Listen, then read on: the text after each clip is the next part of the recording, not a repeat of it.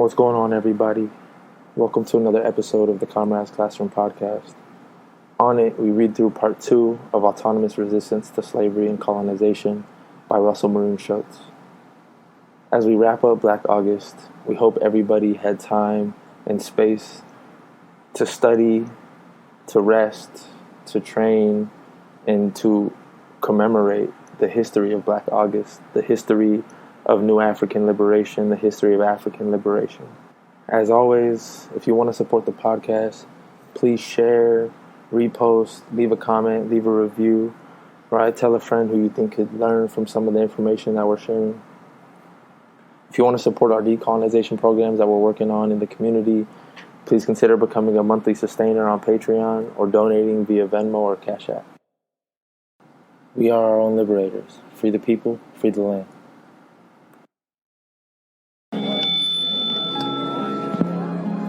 Excuse me, everyone, I have a brief announcement to make. Jesus was black, Ronald Reagan was the devil, and the government is lying about 9/11. Thank you for your time and good night. That can't be true!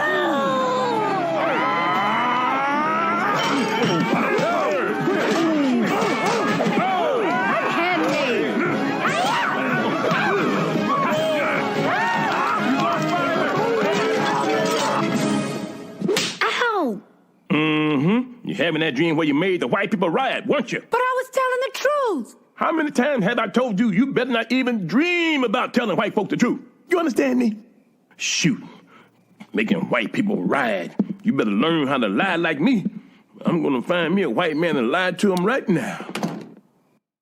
I am the stone that the builder refused. I am the visual, the inspiration that made ladies sing the blues. I'm the spark that makes your idea bright. The same spark that lights the dark so that you can know your left from your right. I am the ballad in your box, the bullet in the gun, the inner glow that lets you know to call your brother son. The story that just begun, the promise of what's to come. And I will remain a soldier till the war is won. Chop, chop, chop. Judo flip. Chop, chop, chop. Judo flip. Chop, chop, chop. Autonomous Resistance to Slavery and Colonization by Russell Maroon Shoatz. Part 2. The Dragon and the Hydra, a historical study of organizational methods. Quote, "You have 15, 20, 50 years of civil wars and people's struggles to go through, not only to change the conditions, but in order to change yourselves and make yourselves fit for political rule." Karl Marx, addressing the IWMA, the body that would later become the First International. Marx's words hit close to home. I've been involved in such movements for 40 years, a product, originally, of the Black Liberation Movement of the 1960s, and subsequently being held as a political prisoner in the U.S. since 1972. Over that period, I've participated in a number of mass and party formations. It never fails to amaze me how much energy and time is dedicated towards establishing various groups' claims to being the so-called vanguard of some struggle for justice, when in the end, most of these exercises turn out to be sterile, when they don't degenerate into fratricidal conflicts. Furthermore, I'd hazard to say that the entire history of Marxist-Leninist social change has known few other methods, leading me to further say that a sober analysis of that history points to a struggle for supremacy, not only over the bourgeois ruling class, but also against the working class and all other oppressed people, against any and all formations either of the latter pulled together that escape their control.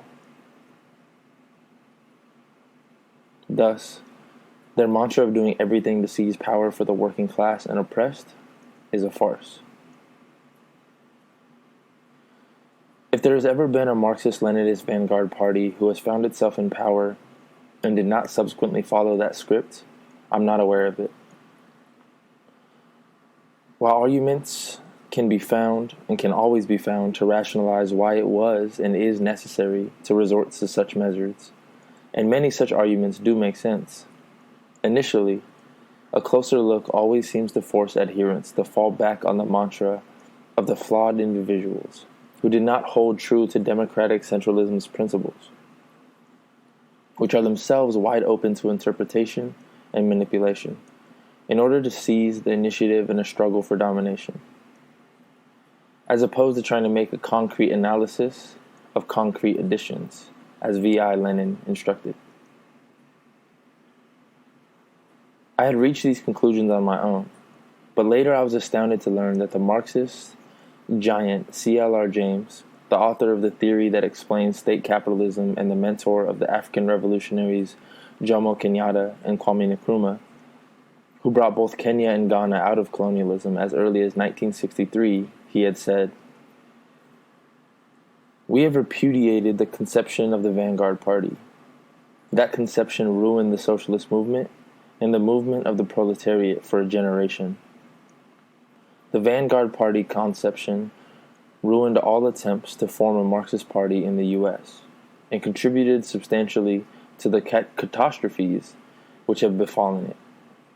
What has happened is that their whole outlook and mentality has been dominated by the concept of a vanguard party which had to teach the people about Marxism and other such matter which would make the people understand that they, the preachers, were the ones who should be followed, as they were the leaders of the socialist revolution. The whole Stalinist experiment, the whole Nazi regime, are not the results of evil men. They are the result of the drive toward the unification of the executive and political organization of all aspects of the state. Democratic centralism's historical modus operandi, which is supervised and enforced by the Vanguard Party. At the same time, history has shown that such ruthless methods are effective. If the objective of those who use the democratic centralist methods were simply to seize power, then their record during the 20th century was impressive. It has proved itself as brutally efficient and capable of outdoing anything the bourgeois forces are capable of. Nevertheless, in the end, those who gain power using democratic centralist methods have always ended up using it to defeat the aspirations of the workers and the oppressed, and subsequently install the users of it as a new oppressive ruling class. How could it be expected to produce any other outcome? Democratic centralism concentrates more power in the hands of a relative few than any mechanisms the masses the former purport to be serving can muster. A recipe that's bound to conflict with the vagaries of flawed humans. Stan Goff, in his masterful full-spectrum disorder, believes that DC, as practiced by Lenin and his Bolsheviks, did have democratic basis, whereby an open and intense democratic struggle was carried out in order to arrive at positions and policies. Then all the party workers would move in a decentralized, freewheeling manner to make possible the implementation of those decisions in the teeth of czarist repression,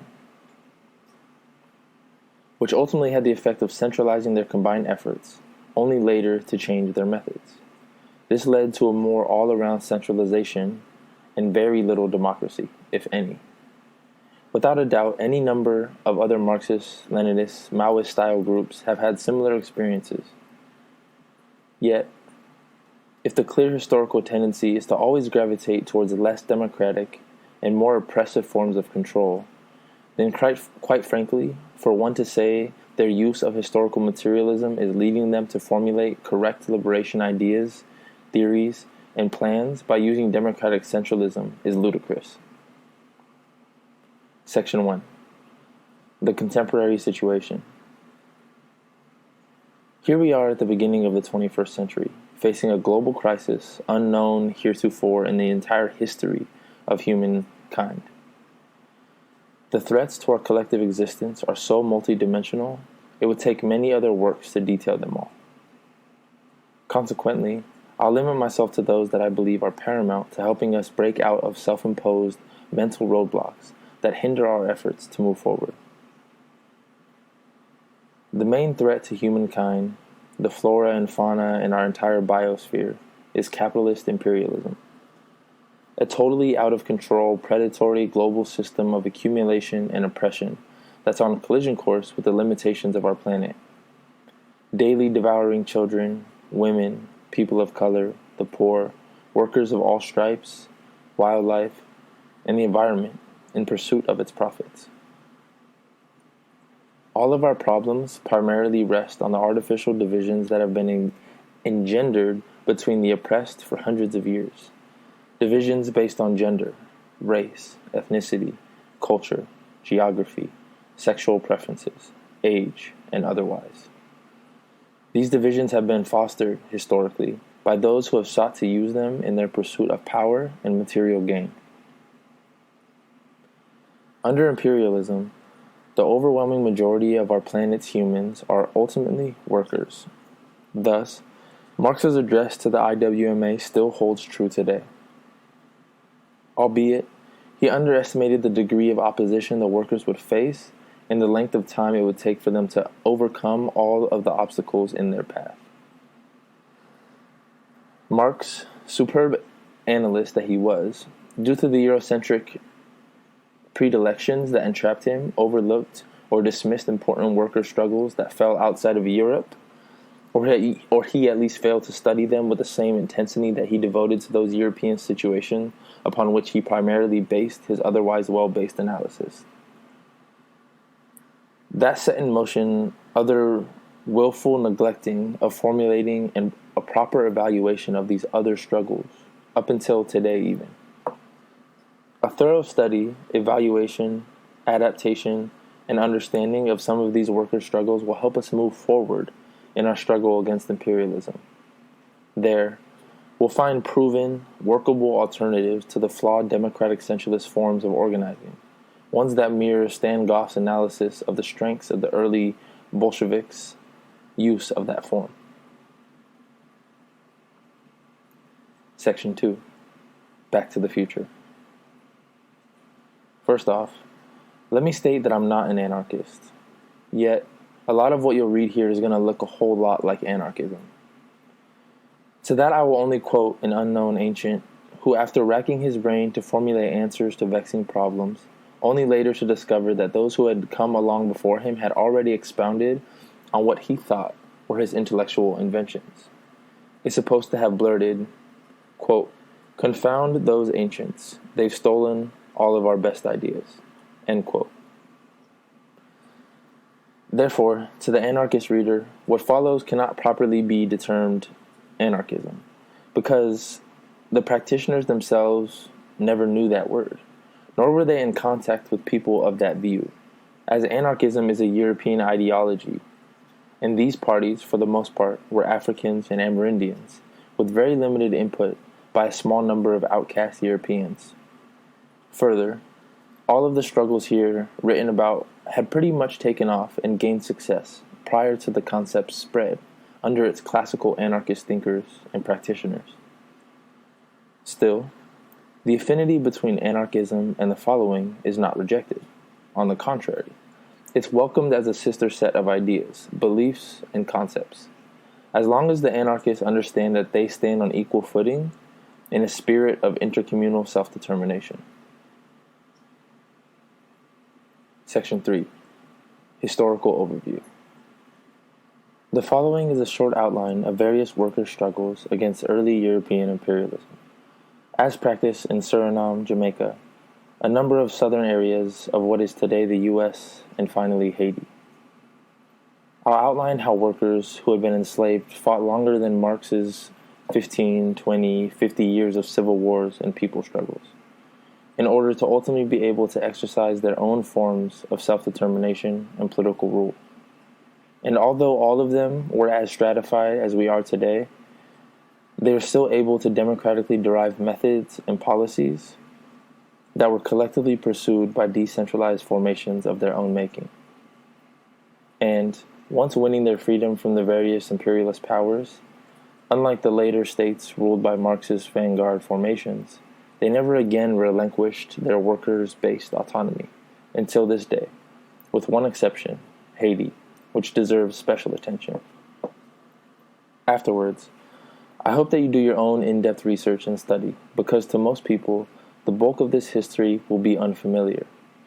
Then, you can decide whether such organizational forms and methods would be useful to us in our struggle to save ourselves and the planet. Section 4. Suriname. Quote, "We must slay the Hydra," end quote. That was the Dutch imperialists' main concern in Suriname from their earliest days there. On the northern coast of South America, this tropical country borders Guyana and French Guiana and fronts the Caribbean Sea with Brazil to its south.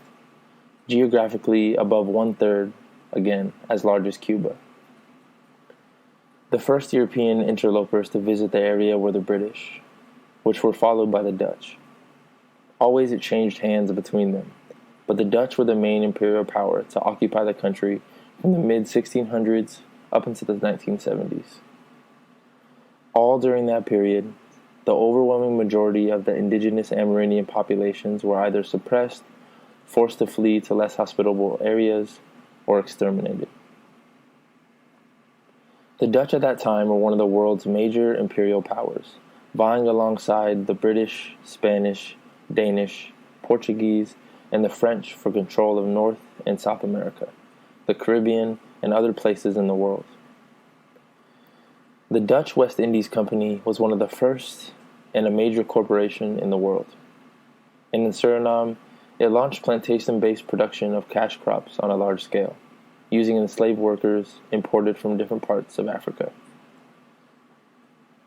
Added to that were a number of plantations run by other European entrepreneurs, along with their overseers, shopkeepers, militias, artisans, administrators, bureaucrats, and sailors, and a small percentage of mostly poor white women who had been exiled from Europe.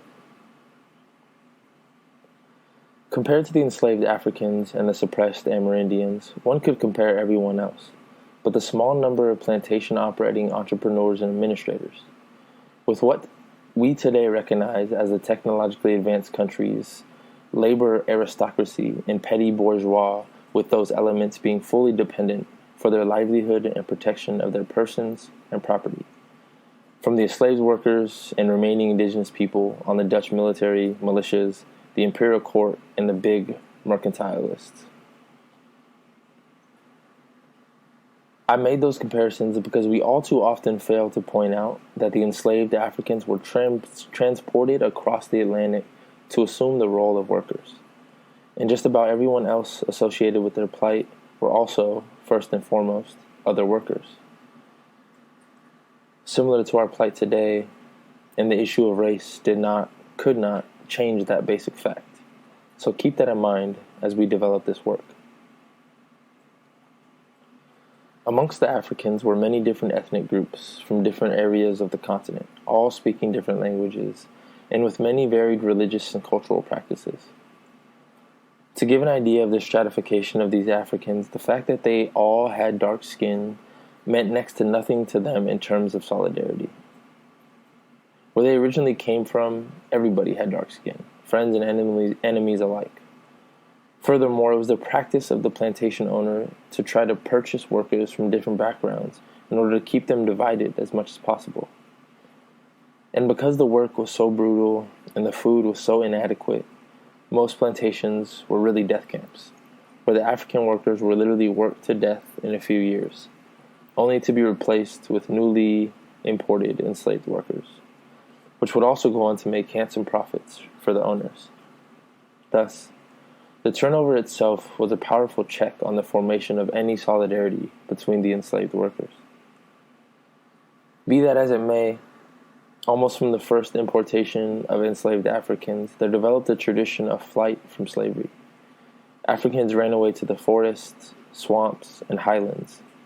These fugitives came known as Bosch Creoles, Dutch for bush Creoles, or born in the forest, and later bush Negroes, which we'll call Maroons throughout our study, as a generic name that has come to be used as an accepted way to describe fugitive enslaved people throughout the Western Hemisphere.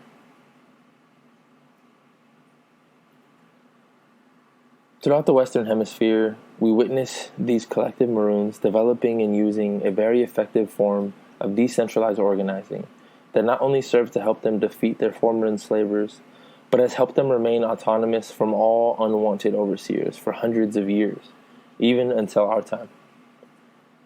It must be recalled that the Suriname Africans were from many different backgrounds, so when they would come together as Maroons, that would have to be factored into it.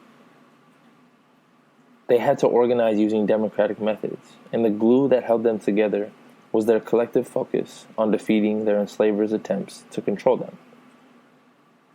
That was what centralized their efforts.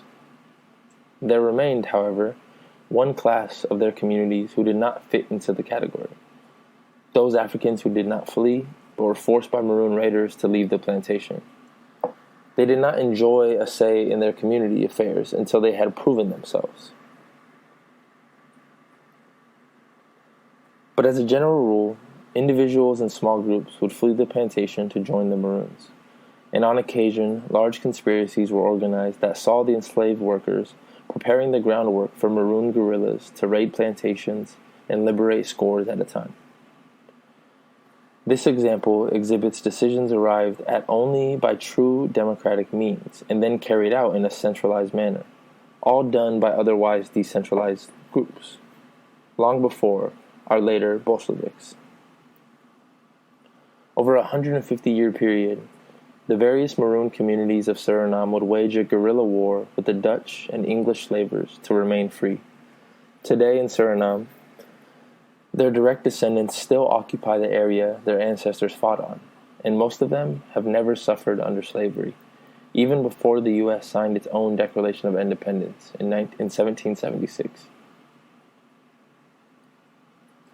Even as this is written, they remain autonomous from the government of Suriname, which gained its independence from the Netherlands, whose Dutch ancestors were discussing in 1975. In fact, the descendants of the early Maroons were again forced to fight another guerrilla war against the newly independent government in 1980, a successful effort on the part of the Maroons to maintain their autonomy and control over the lands they've historically occupied. Their decentralized methods had their drawbacks.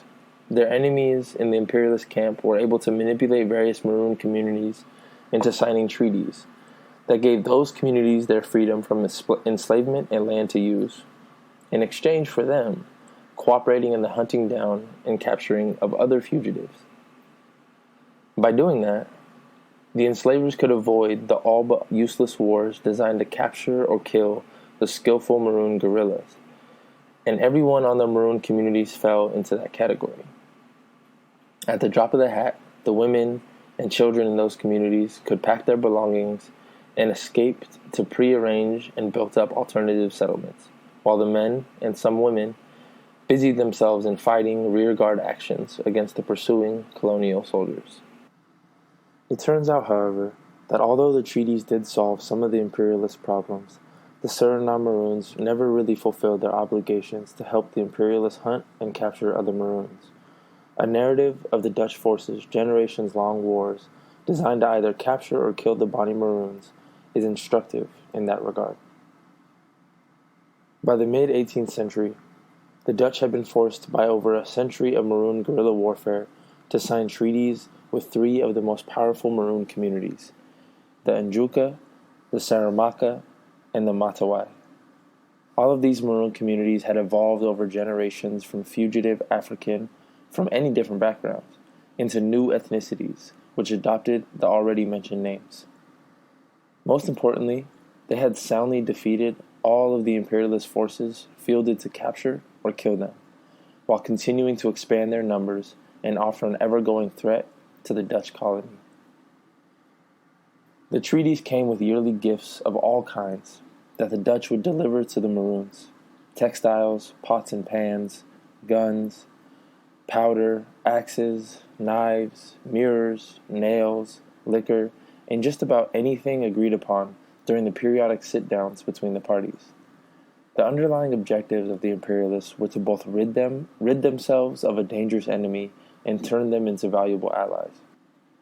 Yet, Once it became known to the still enslaved African workers that they could no longer rely on the Njuka, Saramaka, and Matawai for refuge and protection, they began to seek out smaller maroon concentrations. In the early 1700s, one of those small groups was headed by an African named Asikan Sylvester. Born into this group was a child called Bonnie. His mother was a fugitive African, and his father either African or Amerindian. Subsequently, the group chose Bonnie to be its new head, after Asikan became too old to serve in that position. This Dutch group of Maroons would eventually become known to the Dutch as a new center of resistance, and for the next 2 generations, Bonnie would lead them, and they'd be known to history as the Bonnie Maroons, becoming their own ethnicity. Thus, the Bonnie Maroons just replicated what the imperialists thought they were suppressing by the signing of the treaties with the other Maroons. Consequently, they would not sign any more treaties with either the Bonnies or any other Maroons, up until the end of the slave period. Bonnie, for his part, would lead his group to aggressively wage war on the imperialists until his death in his mid-60s. Yet even while the Bonnies became the main fighting force amongst all of those Maroons who were still at war with the Dutch, they still observed and respected the democratic wishes of any fugitives or Maroon groups they dealt with, never trying to centralize all control in their hands. Although they were past masters in the use of coordinated guerrilla campaigns amongst all of the decentralized groups, during which a unified command was essential, they still never demanded that everyone integrate themselves into the Bonnie community, or put themselves directly under Bonnie outside of when participating in agreed-upon guerrilla campaigns and during raids. Thus, the Dutch recorded their knowledge of the frequent coming together of the decentralized fighters of the Cormeton Kojo, Chief Puja, Boney, and Baron during large campaigns, while separating and remaining decentralized and autonomous otherwise. Unlike the Treaty Maroons, they never became dependent upon the imperialists for anything, instead relying on their raiding capabilities to capture guns, powder, cannons, and other useful items. Moreover, they had perfected methods of large-scale open-field agriculture that allowed them to raise, harvest, and store more food than they could consume, along with more farm animals than they could use to supplement their diets. Dutch soldiers recorded discovering Bonnie and related maroon fields that took them an hour one way and 30 minutes the other way to mark off for destruction, along with so many domesticated chickens that they had to slaughter the excess after feasting on them for days. They and their maroon foes always noted how much better the Maroons were fed, and how much better physical specimens the Maroons showed themselves to be. It became a prime motivator of the Dutch-led troops to hunt for and locate Maroon food stores and farm animals in order to supplement their own poor diets. During the Dutch's final major campaign in the Second Bonnie War, an expeditionary force of 1,600 Dutch regulars and European mercenaries, accompanied by thousands more colonial soldiers and enslaved African workers and, quote, free Negro Rangers, was also unsuccessful, causing the commander to return to Europe with less than a dozen of his force he led to Suriname, and to die himself within a year. From then until the ending of slavery, the Dutch relied on treachery, trying to manipulate the various treaties, and still fighting Maroons against each other. And although they did succeed in getting a younger, less experienced generation of Treaty Maroons to assassinate Bonnie, Chief Puja, and Cormeton Kojo, who were old men who had turned over their leadership to younger Maroons, the other fighting Maroons continued to exercise their autonomy until slavery was abolished.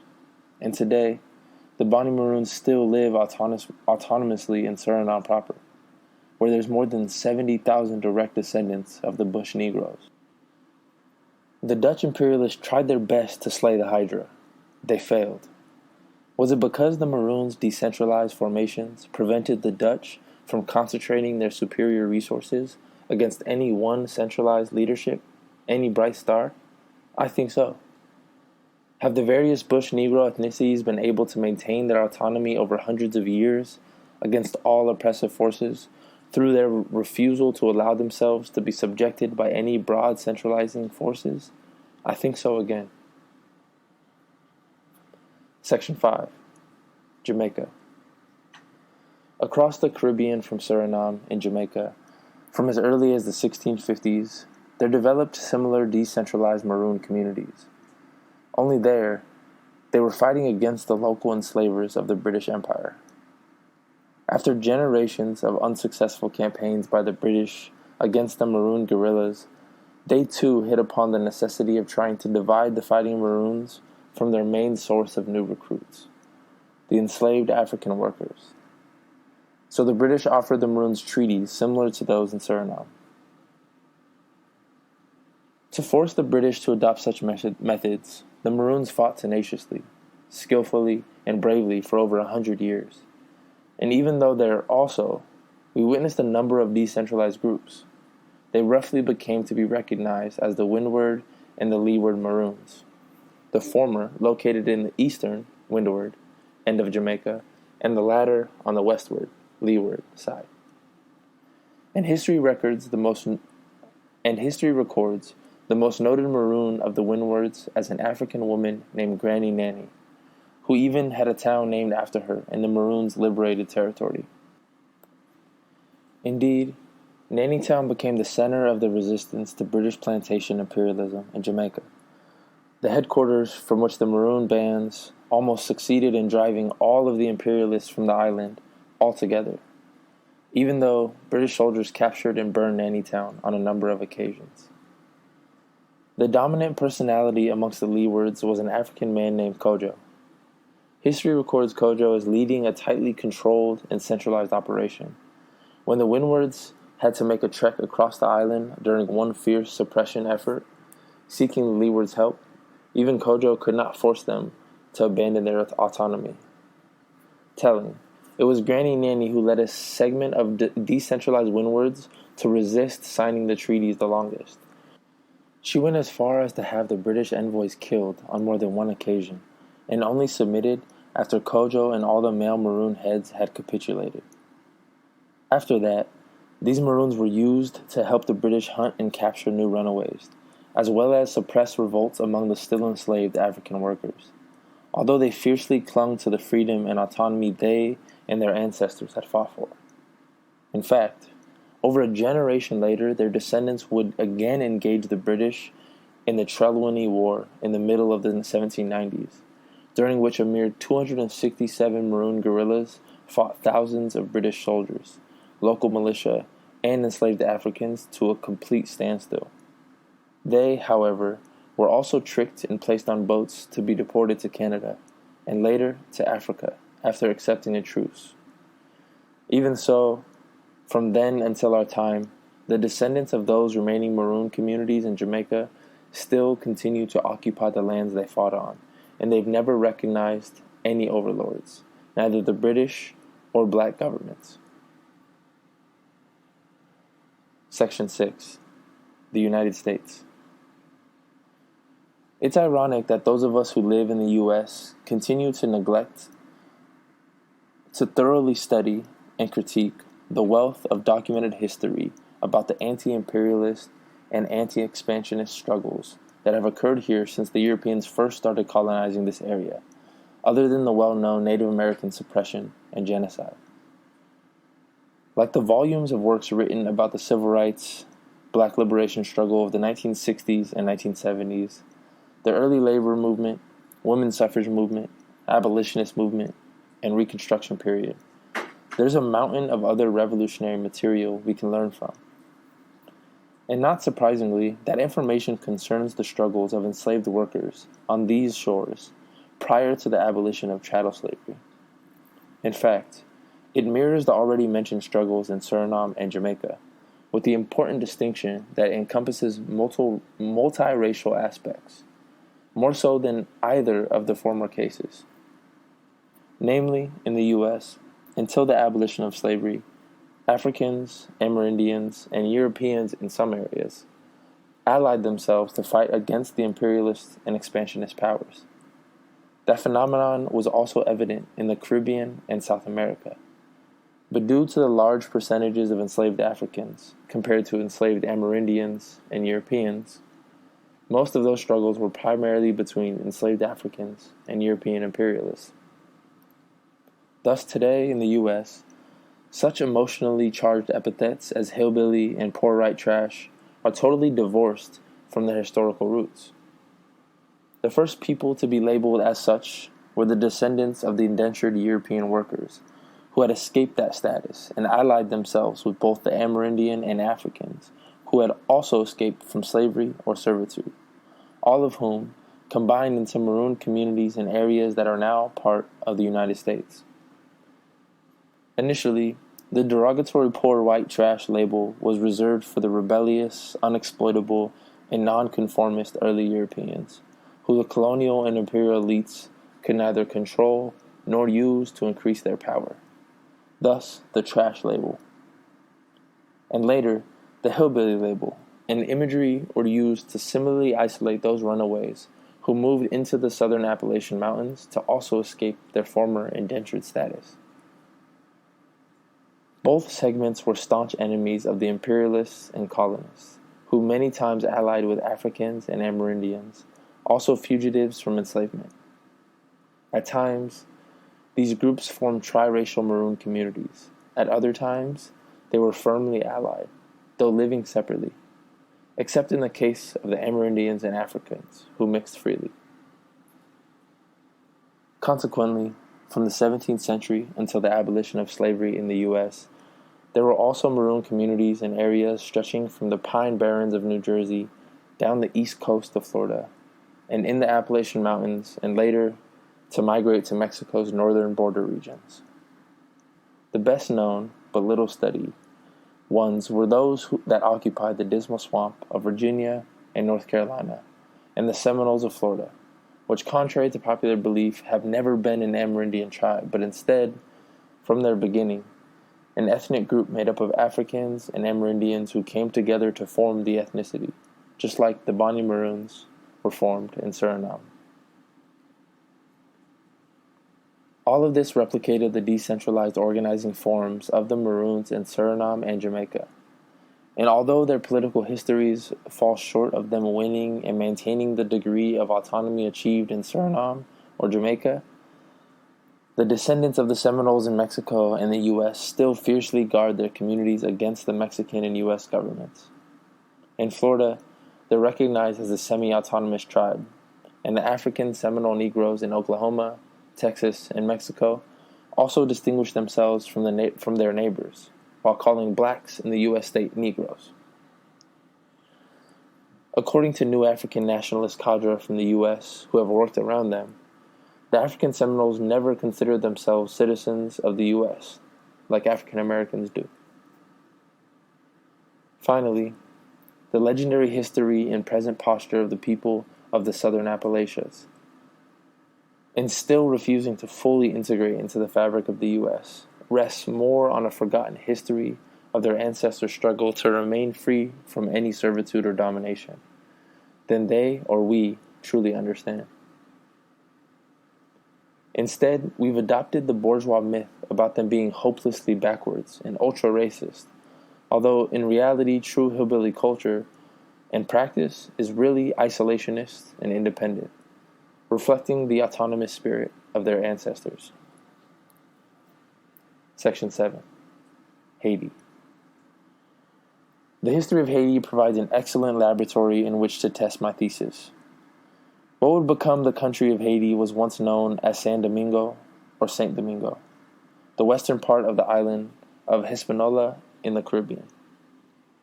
Today, the country of the Dominican Republic occupies the largest eastern part of the island. There, between 1791 and 1804, we witnessed one of the most titanic struggles ever engaged in between enslaved workers and their overlords. It is through an examination of the events surrounding that struggle that we can clearly measure the strengths and weaknesses of our dragon and hydra, centralized and decentralized forces of change.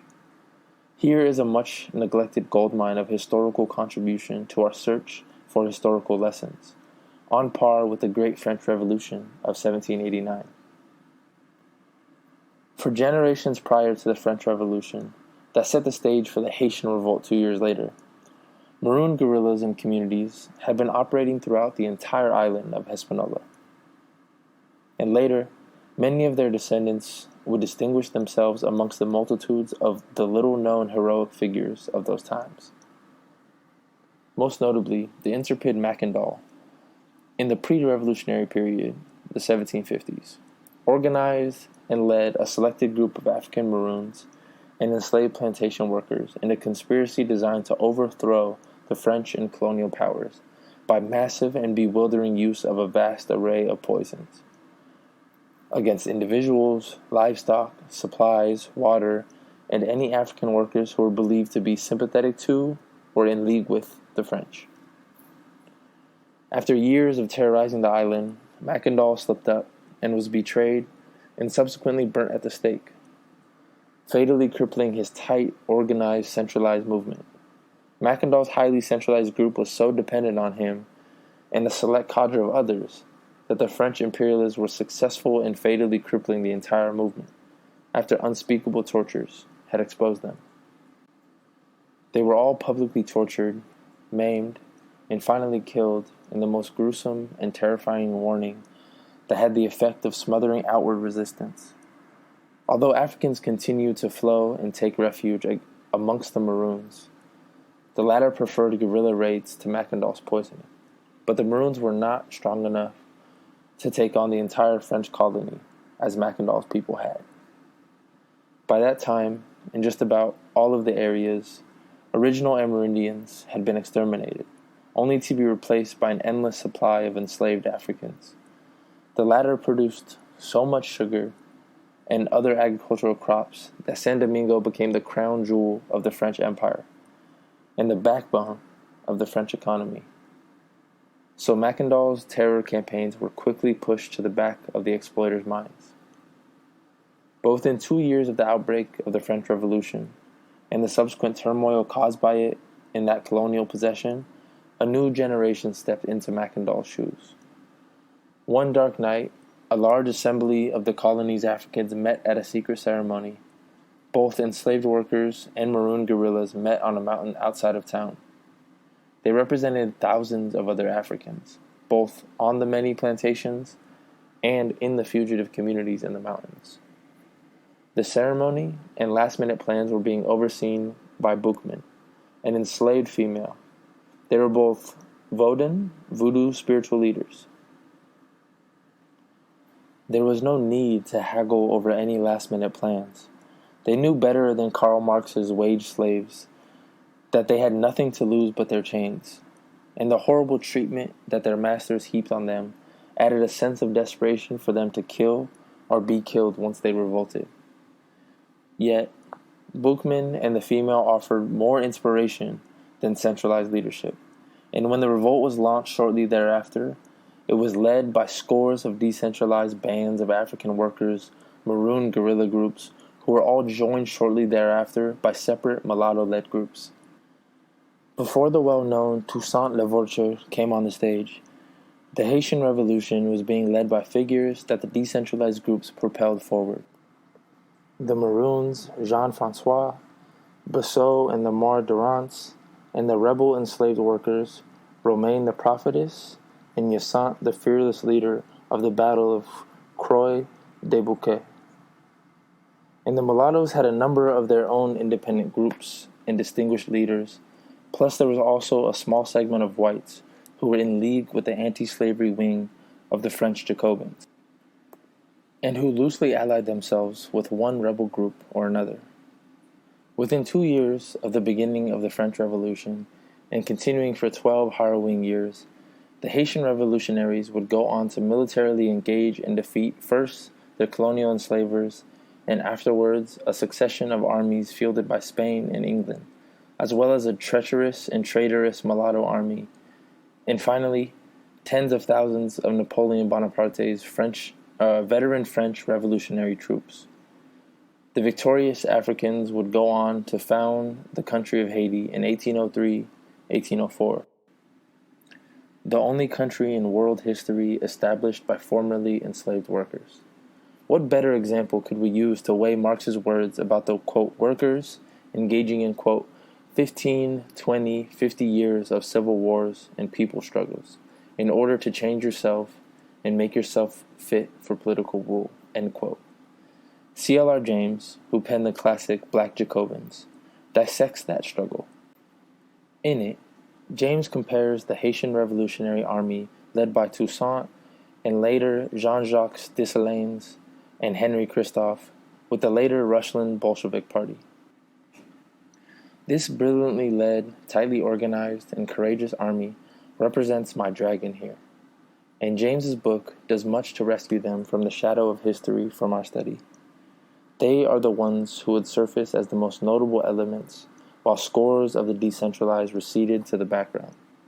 So on first reading about them, you would think that this centralized dragon was the revolutionaries' best weapon. But the European empire builders of France, England, Spain, and the U.S. wannabes were not going to give up, even though they all had been defeated or were afraid to directly intervene, in this case of the U.S.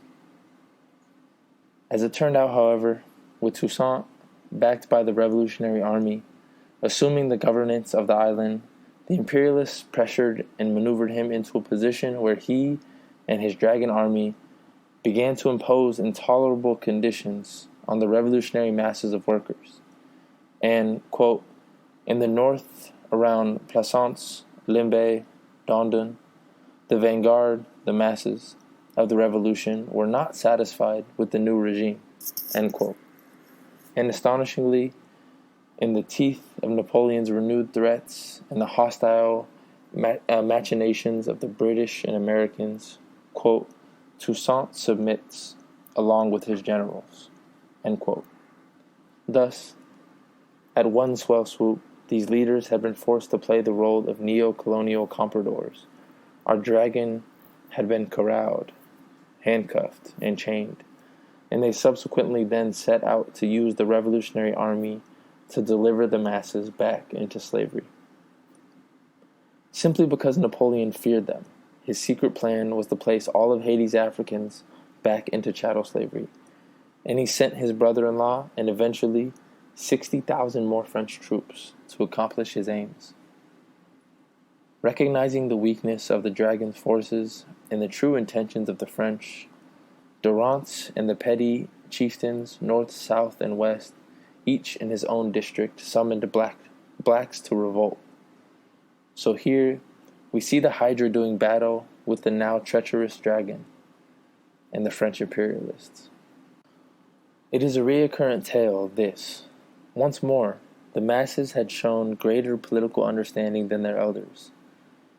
Our formerly heroic revolutionary army had been reduced to suppressing the revolutionary masses and forcing the latter into fighting black generals who were trying to crush the brigands for the French, propelling our Hydra back to center stage. The local leaders beat off their French attacks, causing the French to be more open to yellow fever. Consequently, we witnessed the decentralized Hydra elements launching the revolution, being displaced by Toussaint's army, the Dragon, only to resume their leadership roles during a crisis that saw the Dragon capitulate to the French, thus showing itself as the most indispensable weapon the revolutionaries developed. Later, as is well known, Toussaint was kidnapped and taken back to France, where he later died in prison, opening the way for his chief lieutenant, Jean-Jacques, to again switch back to the rebel side, rally the revolutionary army to also switch back to the masses side, and along with the Hydra forces, go on to totally annihilate the remaining French forces on the island and declare independence and appoint himself the new country's emperor. An excellent soldier, Dessalines showed himself to be a cruel tyrant over the Haitian people. Thus, he was assassinated by them within a few years of assuming power. He was replaced by another general from the Dragon forces, Henry Christophe, who was appointed president in 1807, but by 1811 had declared himself king. He too would be killed by his own people in 1829. Thus, we can clearly see how Haiti's Dragon forces played a very ambivalent role in the rebel fight for independence.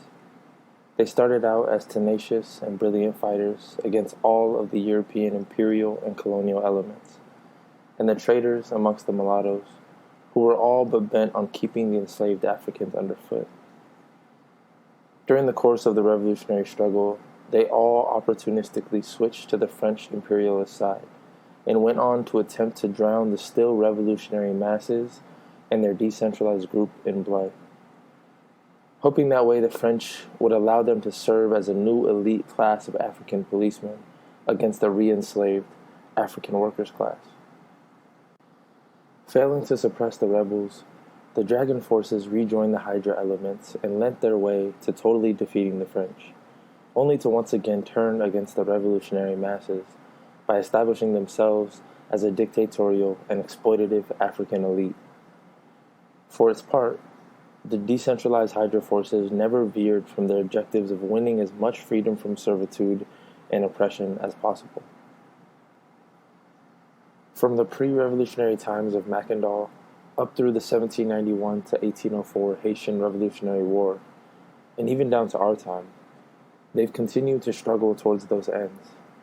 And it's highly instructive to know that in addition to fighting the French during their revolution, they were also under attack by Toussaint's Dragon forces, who displayed hatred and fear of everything from their refusal to relinquish their Maroon decentralized organizational formations to their practice of their traditional voodoo spiritual systems.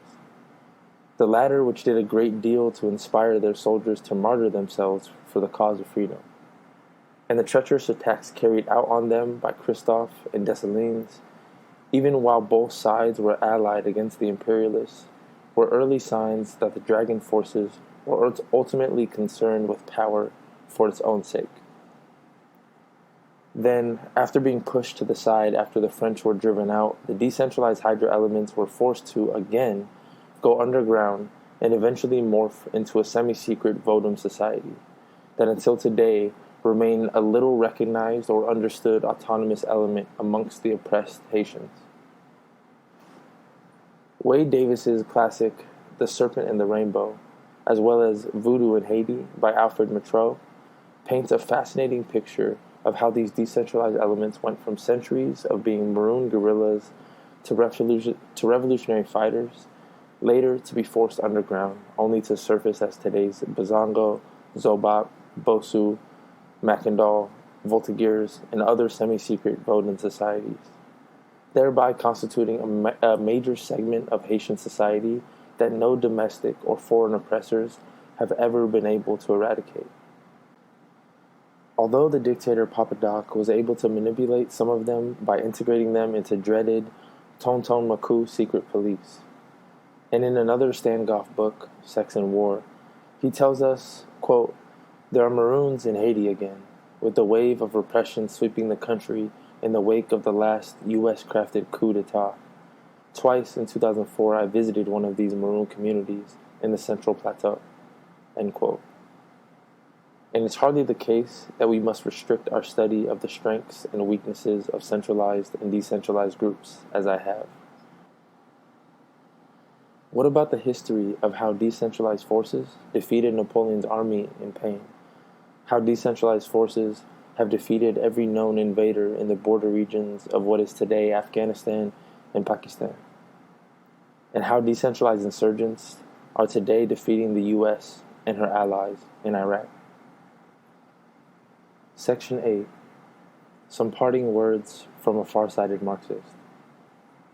C.L.R. James penned the Black Jacobins many years before he would later crystallize his theories about the ideas here. Yet, on this, in the Introduction to Marxism for Our Times, C.L.R. James on Revolutionary Organization, edited by Martin Galberman, we learn in 1948 James wrote what was eventually published as Notes on Dialectics. This was a study of working-class organization in light of dialectics and marked the ultimate break with Trotskyism, the rejection of the vanguard party. The importance of this break and the theoretical validation of the James viewpoint was demonstrated 8 years later in the Hungarian Revolution of 1956, and later the French Revolt of 1968, the Czech Spring of 1968, and the Solidarity movement in Poland in 1980. On the one hand, no group of the left or the right was in any way prepared to accept the possibility of proletarian revolution in totalitarian dictatorships of Eastern Europe or in democratic countries such as France. All of their assumptions proved false, that the working class needed a party to lead it in revolution, that the working class needed a press and a network of communication, that what was needed was some crisis in the society, such as depression or a war. With none of these factors in place, the workers of Hungary in 48 hours took over all of the means of production in that society, created a form of dual power, forced the Community Party to reorganize under another name, and was crushed by nothing in Hungarian society but by an invasion of Soviet tanks. End quote.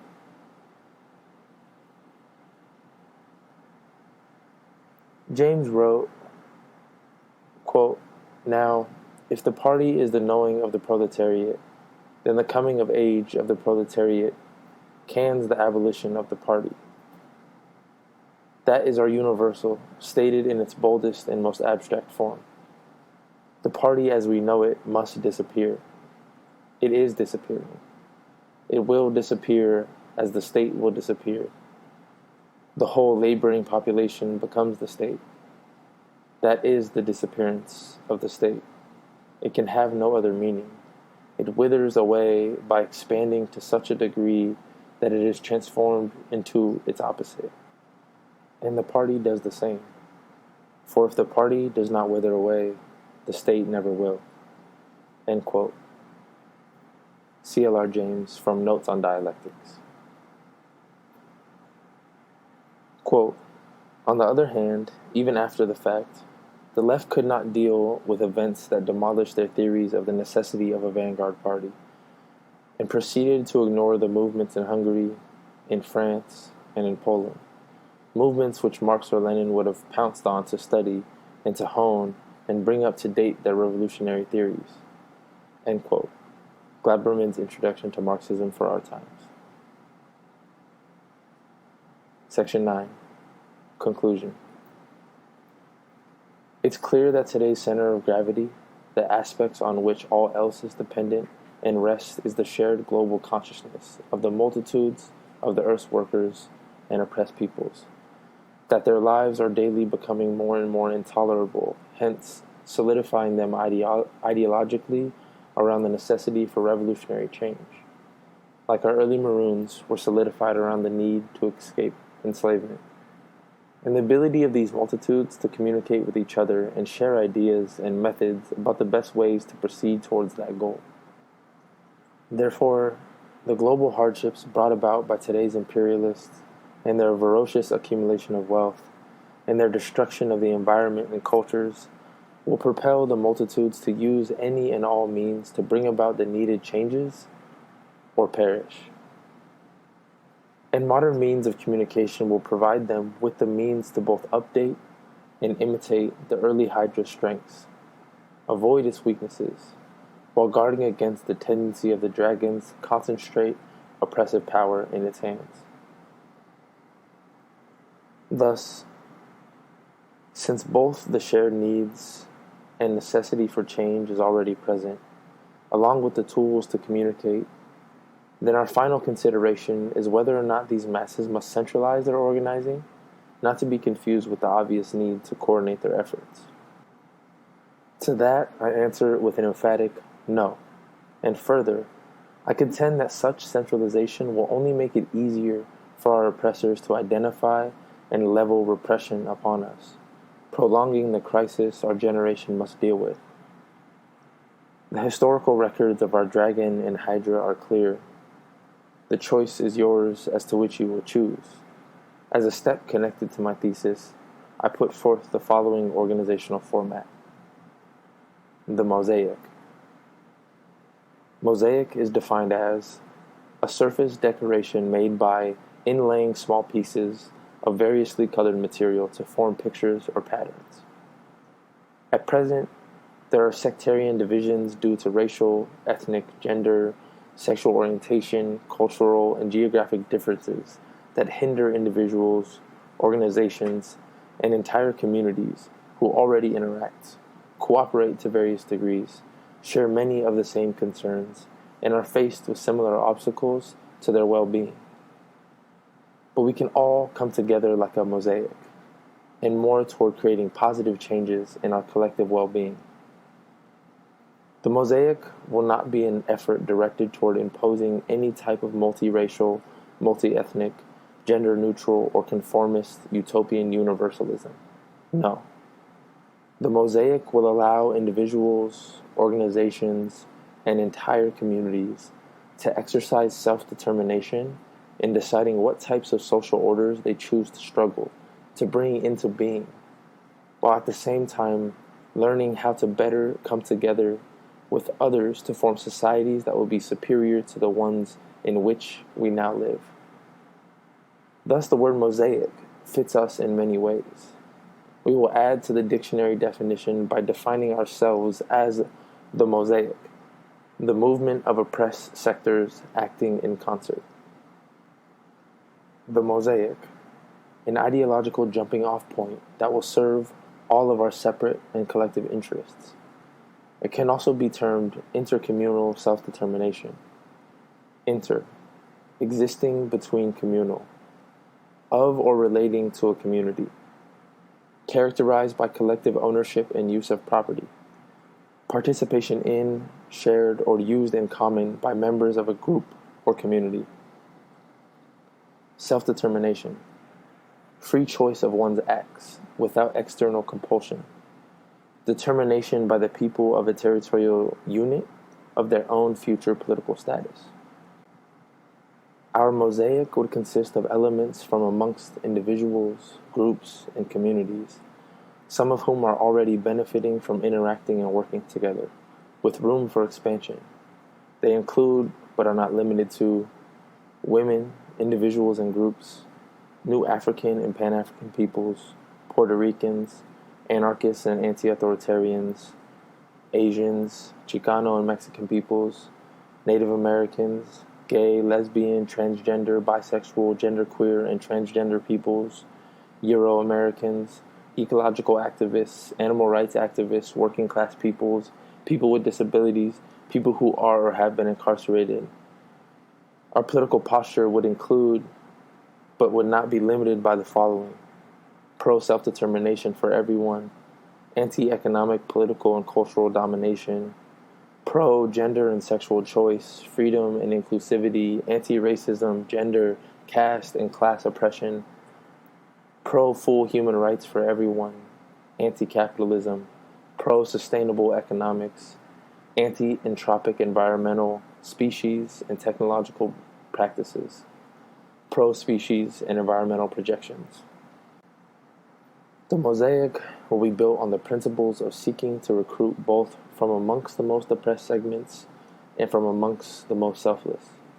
The former found primarily within the ranks of the lower class, women, African and indigenous peoples, LGBTQ peoples, queer and transgender peoples, and while the selfless are found, to a lesser degree, amongst all segments. The mosaic must immediately begin to spread its messages by recruiting people who are willing to help by producing publications of all sorts, as well as utilizing any and all other means that do not transgress its principles, to aggressively push its messages. All mosaic people can contribute to this effort autonomously, while always keeping in mind our collective stance, as well as the sensibilities of other mosaic and oppressed peoples. Finally, the mosaic must immediately begin a dialogue toward building a consensus, as near as possible, about how to best further coordinate our collective efforts.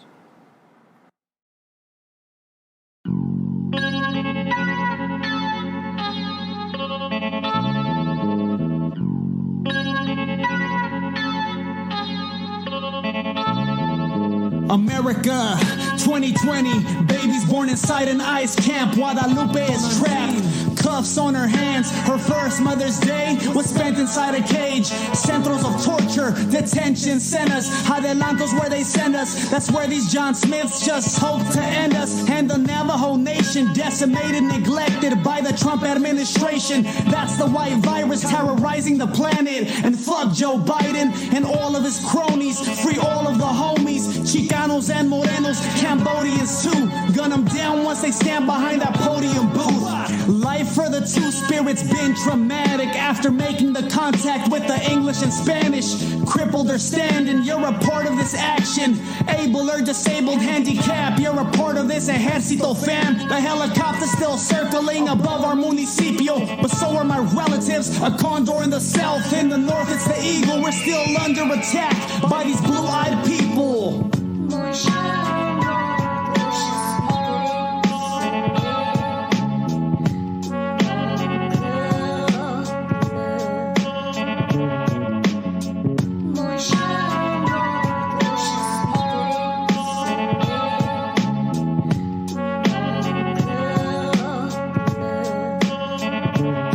This for the forgotten, from the hand of the state, murdered and raped, life disregarded. Light a candle in your grace. Oil industries, what they man camps need to get banned. Honesty to soak up McLands and many territories, fighting for natural living earth. Mother since birth, it's a struggle. We tussle, refusal to quit. In the spirit of missing murdered indigenous women, we walk with the fire in our hearts. Monster of men selling women, children as commodities of sex trafficking all over the world, directly affecting black and brown communities, even our own family members preying on the vulnerable. Fuck a dialogue, how about we hang them up? Disposable, colonial, patriarchal world is cold. Trans relatives brutalized, no one bats an eye. So I light a candle, flame burns strong, shine on.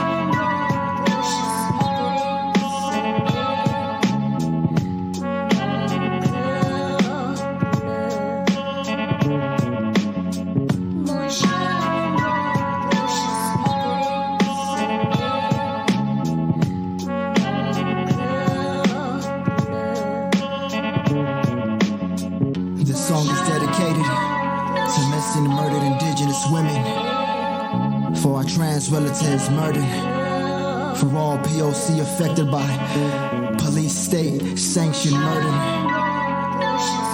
for our relatives and children locked down in them ICE concentration camps,